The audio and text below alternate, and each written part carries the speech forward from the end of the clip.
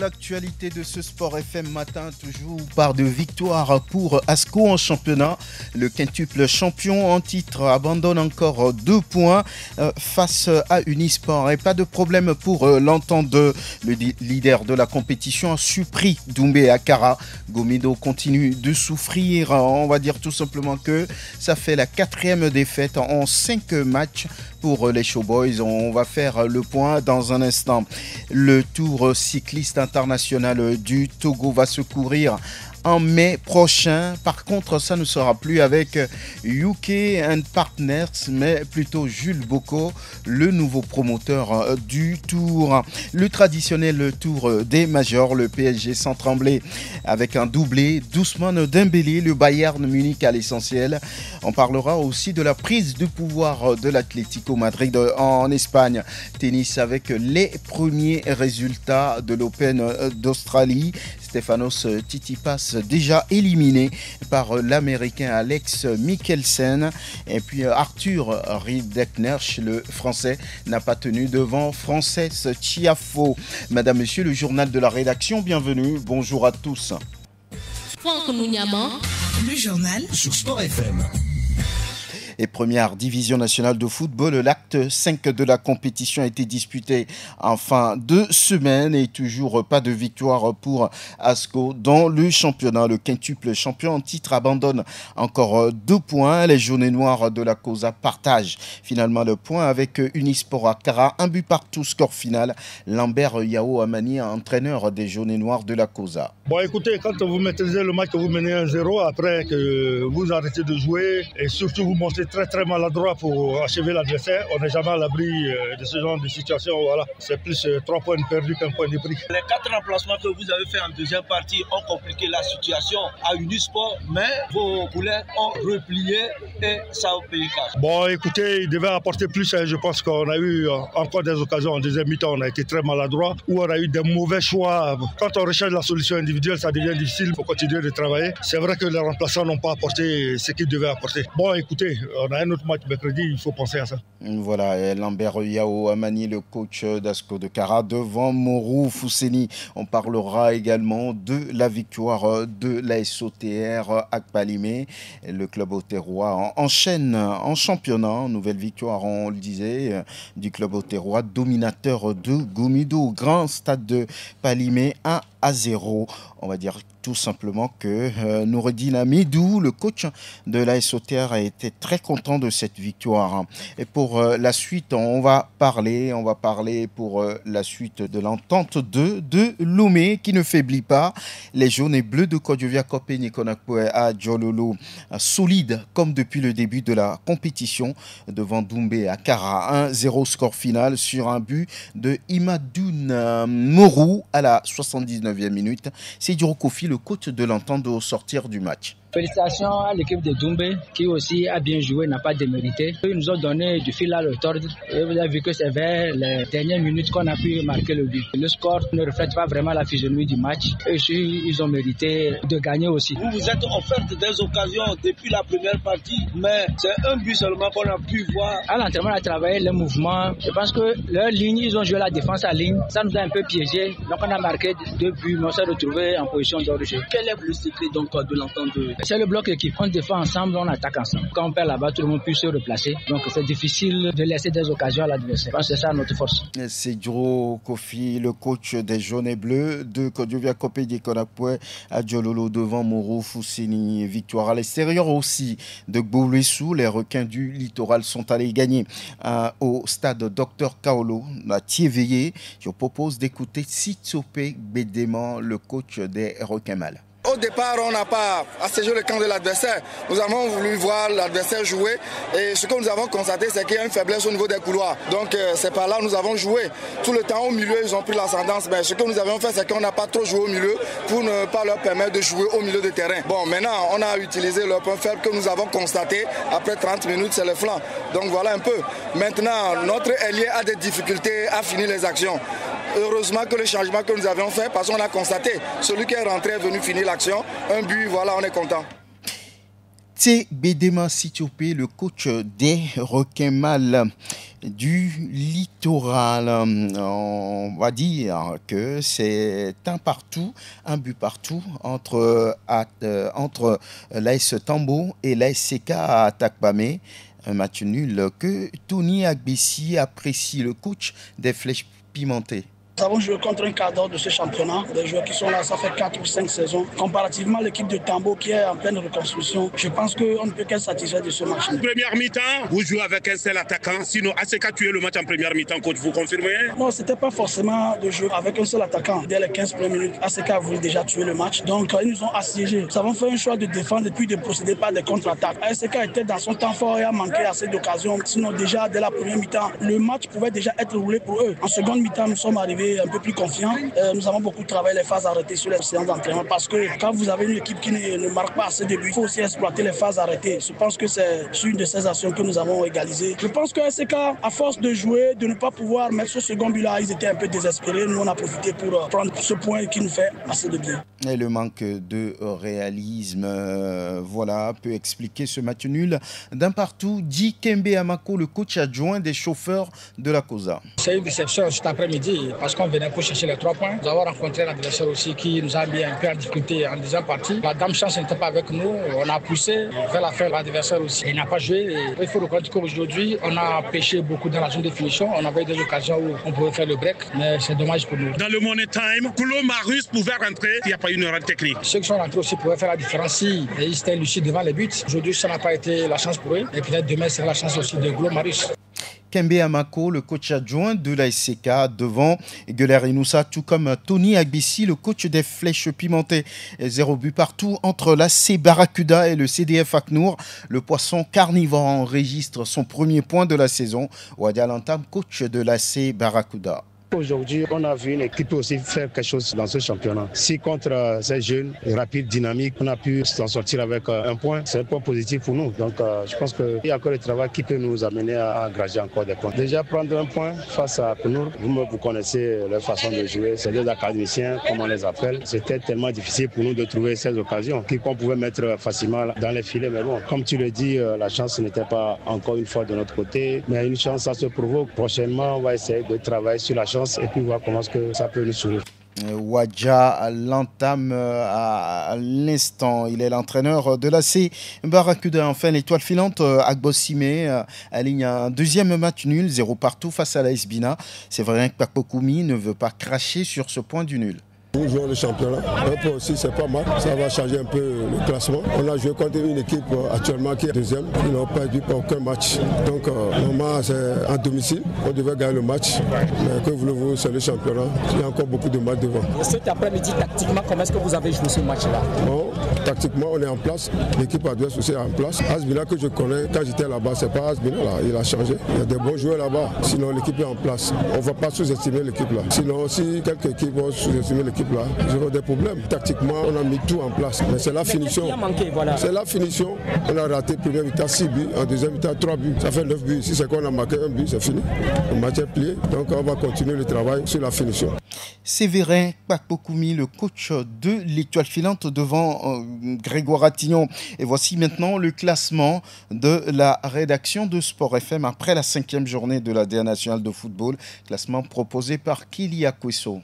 Entendeux est toujours leader avec 13 points plus 5, suivi de l'AS Bina de Pagoda qui totalise 10 points plus 4 avec un match en retard. En 3e position, c'est Bolosso des Lacs 10 points plus 2. 4e, Unisport de Sokodé 8 points plus 1. 5e position, nous retrouvons l'étoile filante de Lomé qui a 6 points plus 0. 6 points moins 3 pour l'AS OTR classé 6e. À la 7e position du classement, c'est l'ASK qui est là avec 5 points plus 1, 2 matchs en retard. Le CDF Aknour totalise 5 points et se classe 8e avec un match en retard. 5 points moins 1 pour Espoir FC du Zior classé 9e. 10e, Tambo de Datia 5 points moins 1 également. À la 11e position, c'est Doumbé de Mango 4 points moins 1 avec un match en retard. Vient ensuite à la 12e position Ascot Kara qui a 3 points plus 0 avec 2 matchs en retard. Un match en retard également pour l'AC Barracuda classé 13e avec 1 point moins 3. Et puis la lanterne rouge du championnat togolais, c'est Gomido de Palimé qui a 1 point moins 5. 5 et occupe donc la 14e place du classement.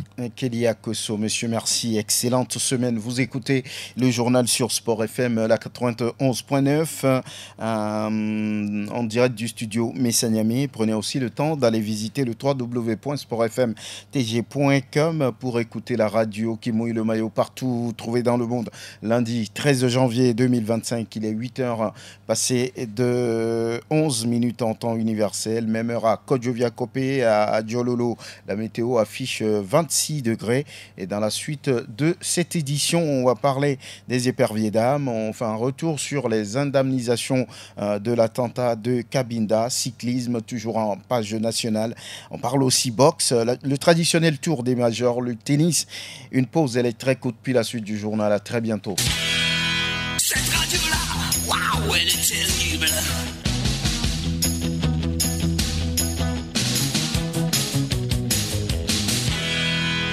Sport FM. Les éperviers d'âme maintenant, elles ont entamé leur regroupement en vue de préparer le match du premier tour qualificatif de la CAN 2026.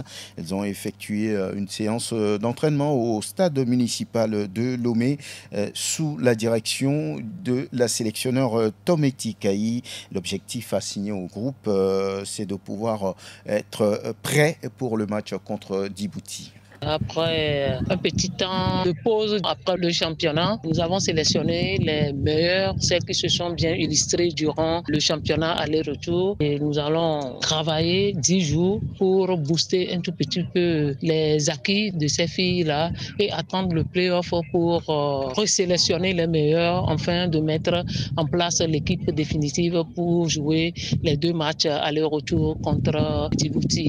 Vous n'êtes pas sans savoir qu'on a depuis un temps quelques filles à l'extérieur. Donc l'équipe sera composée des meilleurs, des 32 retenus pour le moment et celles qui sont en train de faire une bonne prestation sur le plan international. Techniquement, elles sont pas mal. Il y a beaucoup de choses à prendre en bien avec celles qui ont été sélectionnées. Mais le souci, c'est sur le plan physique. Et je comprends bien ces filles parce qu'après un petit moment d'arrêt, c'est normal que physiologiquement, les éléments ne donnent pas.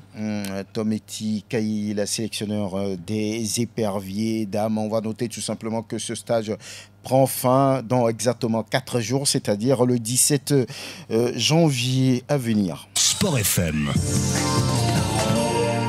On reparle de l'attentat de Cabinda et la question de l'indemnisation des familles éplorées. Les familles Oklo et Amélété ont touché au total 63 millions chacune.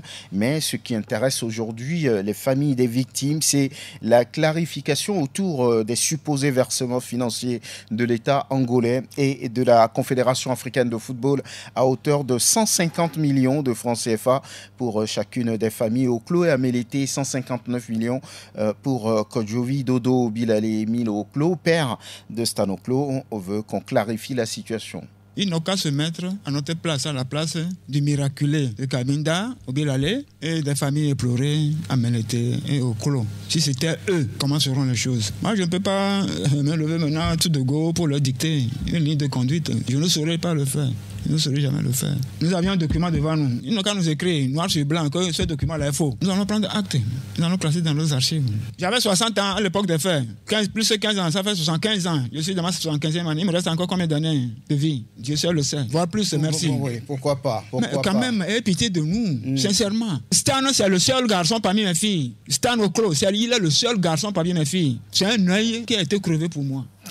À l'instant, Émile Azanledi Oklo, père de Stan Oklo, de passage dans l'émission Samedi Sport de la dernière fois. Les Mouloniwa, attachés de cabinet du ministère des Sports et des Loisirs, en appellent à l'implication de l'État et de la Fédération togolaise de football pour voir clair dans cette affaire. Les aspects sur lesquels on nous retourne l'ascenseur, c'est plus l'aspect des versements supposés. Et là, que la FTF aussi puisse nous aider à vérifier auprès de la CAF pour voir s'il y a eu versement. S'il y a eu versement au niveau de l'État togolais, qui l'a reçu et comment solutionner éventuellement cette question. Dans le dossier, le ministère des Affaires étrangères s'était impliqué au début. Il y a eu des commissions rogatoires envers l'État angolais, mais il se pose aussi un peu la nature du FLEC. Quel est le statut juridique du FLEC vis-à-vis de son gouvernement? C'est une organisation terroriste. Quand vous posez cette question dans une relation diplomatique, je ne sais pas quelle sera la connotation, mais ce sont des présomptions. Mais je dis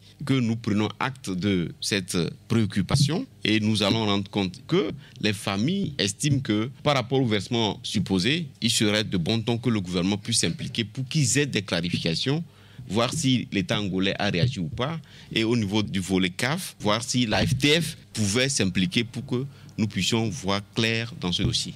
Lemou Longniwa, attaché de cabinet du ministère des Sports et des Loisirs, lui aussi de passage dans l'émission Samedi Sport de la dernière fois boxe. Et la discipline a besoin de voir ses acteurs s'asseoir autour d'une table et discuter parce que la situation semble plus que jamais tendue entre la fédération et les anciens pugilistes. Je propose ici d'écouter Akezosim et Soram, coach de AXCO Boxing Club. Déçu qu'un président d'une fédération peut tenir ses propos envers les anciens boxeurs parce qu'en fait les anciens boxeurs sont un monument pour la boxe togolaise. C'est des anciens champions. Il doit travailler avec eux. Je ne sais pas pourquoi il ne veut pas les rencontrer et discuter avec eux. Nous avons même rencontré le président du comité national olympique, M. Akbaki, qui nous a tant donné des conseils, mais jusqu'au jour d'aujourd'hui, je ne sais pas qu'est-ce qui se passe avec la fédération. Bien, vous voulez faire du forcing, vous voulez faire les choses en passant outre les prérogatives de la fédération? Non. Je peux vous donner un exemple. En 2022, nous avons essayé d'organiser un combat d'exécution à Kara. Et nous avons demandé à Prince Lorenzo de nous donner son ring pour qu'on puisse travailler avec. Mais malheureusement, le président de la fédération n'était pas d'accord. Jusqu'à il est allé sanctionner M. Prince Lorenzo, comme quoi il nous a donné le ring. Nous avons sollicité un ring chez notre collègue. Et là, ça devient des sanctions. Jusqu'à il a sanctionné même M. Dikoko que nous avons invité en tant que président des anciens boxeurs du Togo à Kara pour qu'il vienne nous assister. Il est sanctionné aussi. Il a sanctionné aussi M. Akpovo, qui est venu nous monter les rings, parce que c'est le luxe spécialiste que nous avons ici qui nous monte les rings au Togo. Akezosim Soham, coach de AXCO Boxing Club, à propos de la sortie du président de la fédération qui traitait les anciens boxeurs de gangrène. Sport FM. Mettons le cap maintenant sur le traditionnel tour des majors. D'abord le troisième tour de la FA Cup en Angleterre. Arsenal éliminé par Manchester United au tir au but. 5-3, un partout au sortir du temps réglementaire. Newcastle domine Bromley 3-1. Ça passe aussi pour Ipswich devant Bristol Rovers 3-0.